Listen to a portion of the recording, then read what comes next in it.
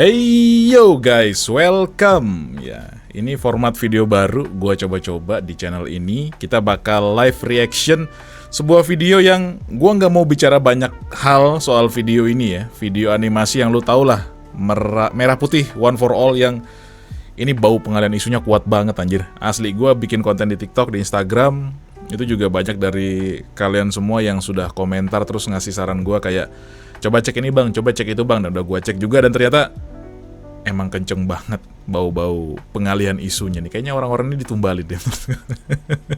Oke, tapi terlepas dari itu, gue mau menyorotin soal behind the scene mereka melakukan perekaman voice over. Kenapa? Karena gue kan voice over talent nih. Dan juga mostly project yang gue lakukan itu di rumah ya, di remote sebetulnya. Remote dan rumah gue itu gue ada satu ruangan ini yang lu lihat sekarang. Ini gue jadikan studio dan juga ada beberapa perlengkapan di belakang sebagai semi gudang juga, dan juga ini peredam alami sebetulnya gitu. Jadi gue mau mengomentari sebetulnya ya soal bagaimana sih behind the scene voice over yang mereka lakukan gitu. Barangkali juga nanti bisa ngebantu teman-teman juga yang nonton video ini yang juga sebagai seorang voice over talent remote gitu ya, untuk melakukan hal yang tidak sama dengan orang-orang ini. Karena ini gua ya baru nonton sekali aja itu udah kayak mau ngomong jorok asli.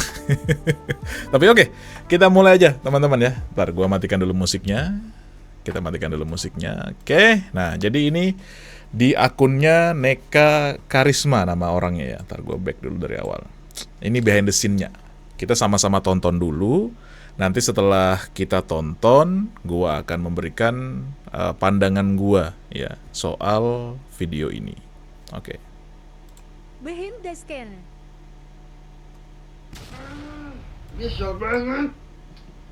Ayo di mana? Contohnya kayak biasa aja gimana? Soalnya kalau kayak gitu kan agak gede. Oh gini. Aduh nih. Apalah dia. Aku gak bisa ketawain anjir. Bukit Pelangi tinggal dikit lagi. Ayo, Bukit Pelangi tinggal dikit lagi. Ayo, Bukit Pelangi tinggal dikit lagi. 1, 2, 3. Ayo, Bukit Pelangi tinggal dikit lagi. Lagi biar ada option ini. 1, 2, 3. Sini deh, kita tandain yang bener. Lina ya. Lina. Kita mulai 1, 2, 3. Lina. Oke, 1, 2, 3. Santuy, besok dapat nasi kotak. Jaraknya ini 1 untuk tim Merdeka. 1, 2, 3. Satu untuk tim Merdeka. Oke. Ini hasilnya. Kita lihat hasilnya Lina, guys. maju ke depan. Kalian berdelapan kami pilih jadi tim Merdeka. 1 untuk tim Merdeka. Oh ini bagaimana? Bendera. Beta buka gudang, benderanya hilang. Aduh, itu bendera harus ketemu sebelum besok subuh. Siapa lurah? Berhenti, jangan lanjut. Lina. Bagaimana ini? Waduh. Hati-hati Lina, kamu gak apa-apa. Pelan-pelan ya. Oke, gue jujur bingung mulai dari mana. Anjir, apa sih ini? What the fuck? What the fuck? Ini pengalian isu guys, asli. Gue ada yang ngasih komentar di TikTok kan, kayak, bang, lu coba cek YouTube channelnya salah satu pengisi suaranya gitu. Gue cek gitu kan, dan memang sangat kental terafiliasi dengan salah satu pihak gitu.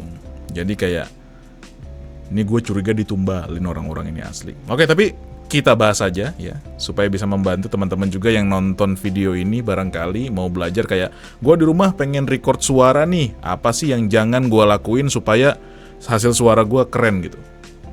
Ntar, pantas gue berisik kan, jadi kipas angin gue lumayan lah ya, kurang noise-nya ya. Ini emang gue tidak tidak kedap-kedap banget, karena kan bukan record buat VO, buat konten doang, jadi kipas angin masih gue hidupin gitu ya. Yang jelas gue recordnya tidak di samping kulkas guys ya. Oke, kita mulai dari awal aja dulu. Behind the scene. Behind the scan, oke. Bisa banget. Nah, untuk talent yang pertama ini, ya. Ini gue komentar apa dulu ya? Environment-nya dulu kali ya. Seharusnya dengan mikrofon yang dia gunakan, ini kalau gua nggak salah lihat, ini kan AT2020.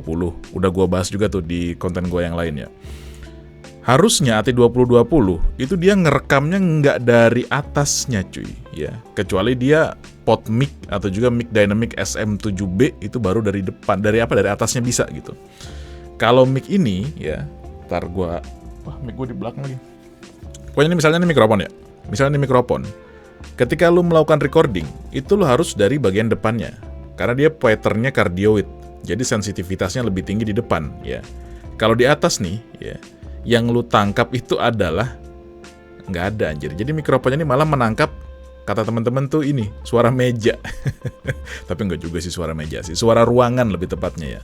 Ditambah jarak dia dari mikrofon ini jauh banget anjir. Maksud gua kayak, gue pernah juga recording di studio dengan mic Neumann. Lu tau lah Neumann harganya berapa, lu bisa searching. Harganya kayaknya sekarang mungkin yang baru kisaran 70-an lebih kayaknya, 70 juta lebih ya. Itu mic-nya super sensitif, super keren, oke gitu ya. Itu pun juga ada jarak tertentu yang kita tuh harus mengontrol power kita supaya kita tidak terlalu jauh dari mikrofonnya. Karena kalau kita pun terlalu jauh, yang ditangkap adalah ambience ruangannya. Ini jauh banget anjir, ini jauh banget tuh, lihat. Kontrolnya kayak biasa aja gimana? Kecuali lu pakai shotgun mic, ya. Ntar gue cari gambarnya shotgun mic. Shotgun mic itu biasanya lu pakai buat menangkap suara-suara yang jauh tuh. Kayak gue dulu pernah di lapang, ya, sama temen gue itu misalnya lagi mengamati burung, mengamati hewan-hewan liar gitu ya. Itu bisa pakai shotgun mic untuk menangkap suara yang jauh gitu. Kalau kayak gini mah, ini nangkap apa? Nggak ada ya. Jadi jangan melakukan hal ini kalau mikrofon lu ya, mikrofon lu itu adalah kondenser dan patternnya cardioid, jangan. Oh gini, aduh nih.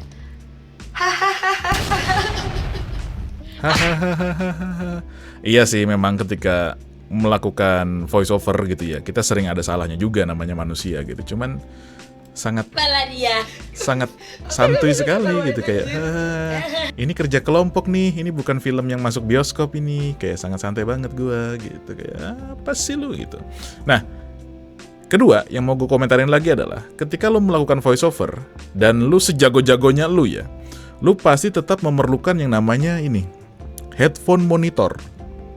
Ya, entah bentuknya headphone, entah dia in-ear monitor bisa ya. Lu tetap perlu itu. Kenapa? Karena dengan adanya headphone atau in-ear monitor, itu akan menjadi cara lu mengontrol power suara lu, ya. Jadi lu tahu nih, kayaknya suara gua kurang gede deh, lu tambahin powernya. Atau kayaknya suara gua ini kegedean deh, lu kurangin powernya. Ya. Termasuk juga ketika kayaknya tadi pas gua record suara gua agak serak, bisa ulang lagi nggak? Nah, itu biasanya lu tahu dari monitor. Ini lu nggak pakai monitor gitu. Termasuk yang ngerekam juga pakai ini, apa sih namanya nih? Pakai rambut roll rambut. Ini nggak ada fungsinya buat recording sama sekali ya teman-teman ya. Lu mau malah ngata-ngatain orang ya. Fokus. Oke. Intinya pakai in-ear monitor atau headphone monitor ya, biar bisa mengontrol suara lu. Aduh. Oke. Dikit lagi. Oke, nah, mas-mas kacamata ini sebetulnya dia kayaknya lumayan aware soal audio karena dia jaraknya deket ya. Walaupun masih posisi mikrofonnya itu ngapain nungging ke bawah gitu ya. Itu. Bukit Pelangi tinggal dikit lagi. Ayo, Bukit Pelangi tinggal dikit lagi. Dan dia juga lumayan ketika melakukan voice acting sebetulnya lumayan. Cuman balik lagi, dia nggak pakai in-ear monitor, nggak pakai headphone monitor. Tahu dari mana dia suaranya itu aman, nggak peak, nggak pecah, nggak rusak lah audio yang direkam di digitalnya gitu, di DAW-nya gitu. Digital Audio Workstation. Iya, DAW itu ya panjangannya. 1, 2, 3. Ayo, Bukit Pelangi tinggal dikit lagi. Oke, Lagi boleh. biar ada option ini. Nah, ini udah pakai headphone, Sini betul. deh, kita tandain yang bener. Tapi mikrofonnya masih kayak gitu. Maksud gue, gimana ya? Ya nggak gitu posisinya harusnya itu. Lina ya. Lina! Kita mulai 1, 2, 3. Lina! Oke. Oke, 1, 2, 3. Santuy, besok dapat nasi kotak. Santuy, besok dapat nasi kotak. Oke, mantap Gan. Anjir. Aduh, gua nggak ahli-ahli banget ya dubbing, voice acting. Cuman ya gua sempet dipercayai juga beberapa project gitu, gua main di sana. Itu doang sih gua sih. Jadi ya saran gua harusnya orang-orang ini yang mengerjakan voice acting untuk project yang tayang di bioskop dengan embel-embel karya anak bangsa di hari kemerdekaan harusnya bisa jauh lebih serius ya. Harusnya bisa jauh lebih serius. Gua pribadi sangat menyayangkan itu sih. Jaraknya ini 1 untuk tim Merdeka. 1, 2, 3. 1 untuk tim Merdeka. Nah, dia teriak kan? Dia teriak 1 untuk tim Merdeka. Dia nggak pakai headphone. Dia nggak tahu suara teriakan dia itu apakah aman, apakah teriakannya itu terlalu nyaring gitu ya, ataukah teriakannya fals gitu. Karena gini, karena ketika lo mengerjakan voice over ya, ketika lo mengerjakan voice over ataupun juga dubbing gitu, suara itu adalah salah satu instrumen yang dia itu sangat sensitif gitu.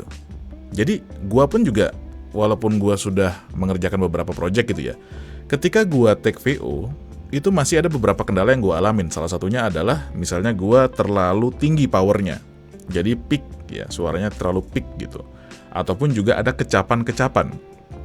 Kayak misalnya ada apa sih namanya di akhir kalimat itu pasti ada kayak air liur yang menempel di sela-sela mulut tuh. Nah, itu jadi ada kecapan-kecapannya gitu. Itu ya, apalagi lu kayaknya jangan gua nggak mau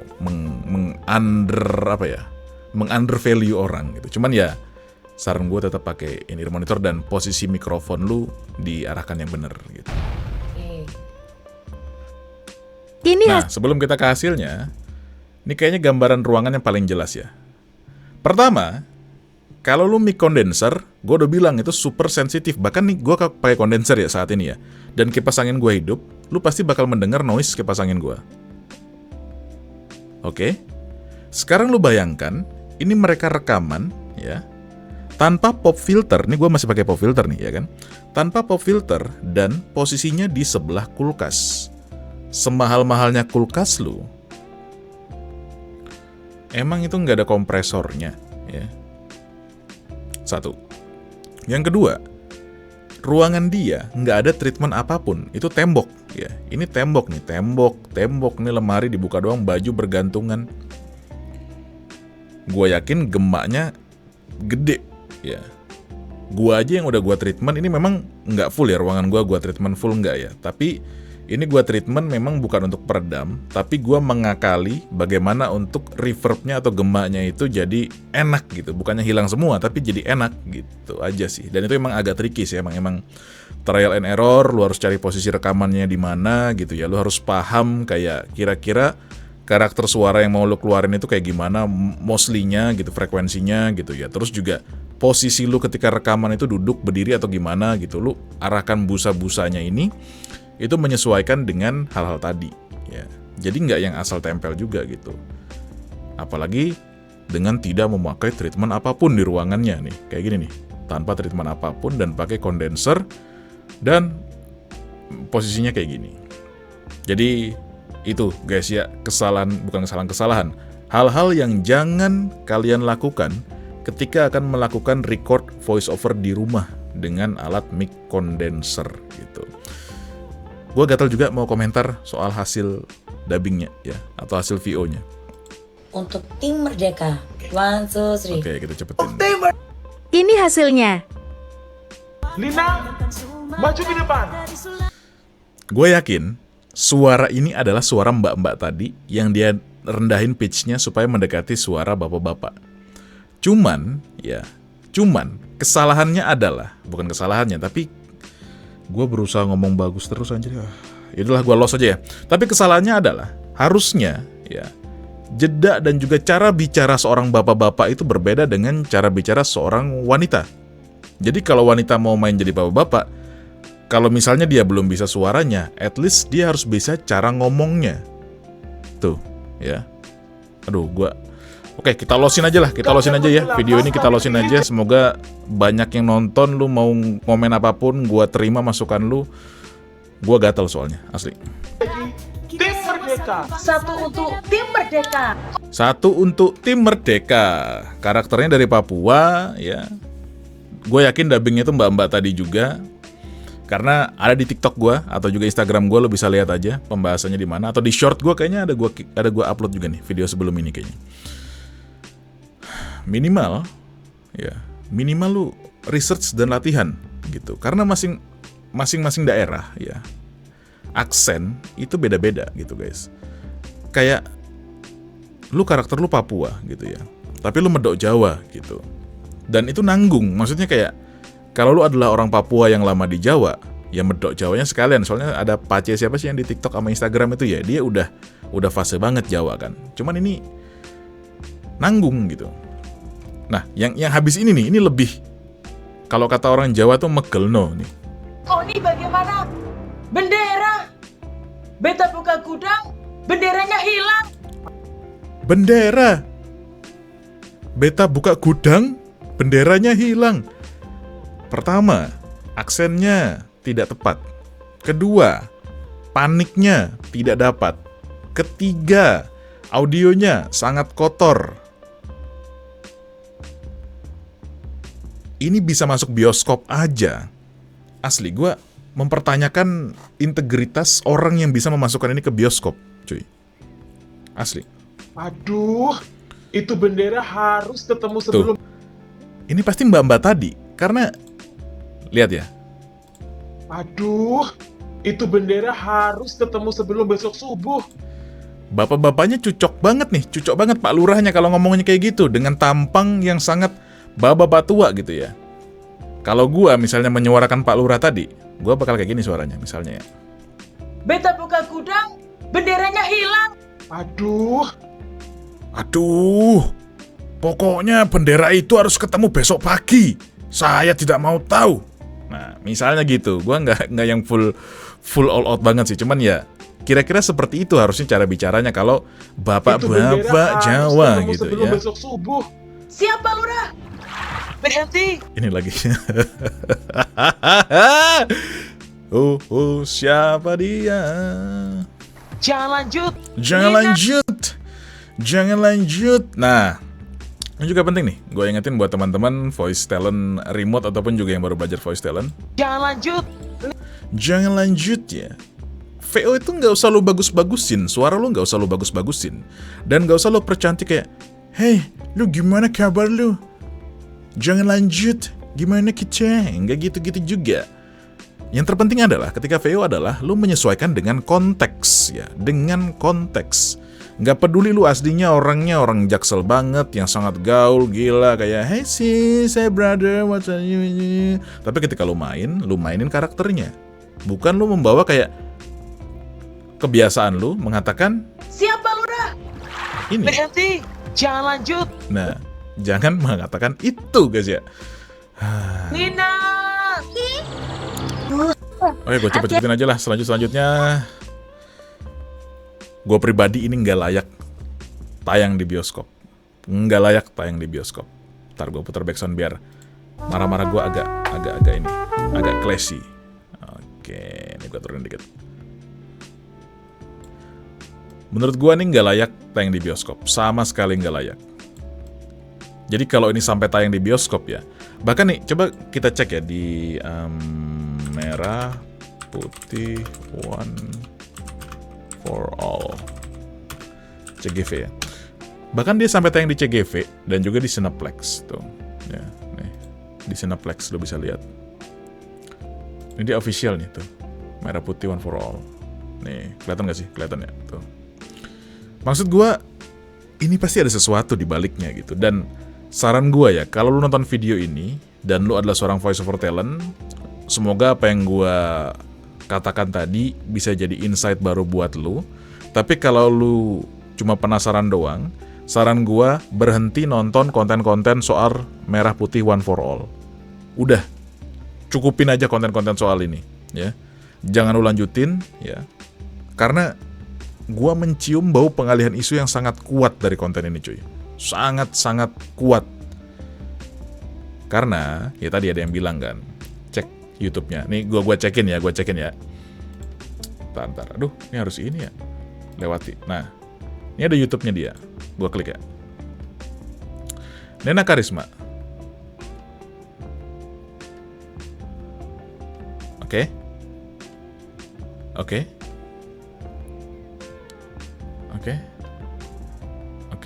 Ini enggak nih. Oke. You know what I mean kan, guys kan? You know what I mean kan? Jadi ya, semoga nggak jadi tayang deh ini deh. Anjir, gue kesel asli. Oke guys, segitu dulu video kita kali ini ya. Buat kritik dan saran atau video apa lagi yang pengen lu tonton di channel ini, barangkali lu mau belajar soal voice over, voice acting, ataupun juga mau diskusi soal hal-hal tertentu kayak, Bang, kayaknya bahas ini seru deh. Langsung komen aja di bawah, dan kayaknya format video kayak gini bakal terus berlanjut karena it's easy to make, guys.